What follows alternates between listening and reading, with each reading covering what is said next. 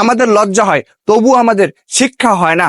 Bangladesh team এখন জিম্বাবুর সাথে হারে, বাংলাদেশ টিম এখন সংযুক্ত আরব আমিরাতের সাথে হারে, বাংলাদেশ টিম এখন আফগানিস্তানের সাথে হারে, ইভেন বাংলাদেশ টিম নেদারল্যান্ডের সাথে হারে। বাংলাদেশ টিমকে এখন খেলতে দেওয়া উচিত কেনিয়ার সাথে। এই দেখেন, গত রাতে সংযুক্ত আরব আমিরাত, যারা কিনা সৌদি আরবের কাছে হেরেছে, আমার তো মনে হয় না সৌদি আরব ক্রিকেট খেলে। অনেকে তো জানেন না যে সৌদি আরব ক্রিকেটও খেলে, তবে সৌদি আরব ভালো ফুটবল খেলে। তো সৌদি আরবের কাছে যখন সংযুক্ত আরব আমিরাত হারে, আবার সেই আরব আমিরাতের কাছে বাংলাদেশ হারছে, তাহলে আপনাকে বুঝতে হবে বাংলাদেশ ক্রিকেটের টেম্পারমেন্টটা কোন জায়গায় আছে। বাংলাদেশ ক্রিকেটের পায়ের নিচে আর মাটি নেই। বাংলাদেশ ক্রিকেট 2015-16 দল কিন্তু আর নাই।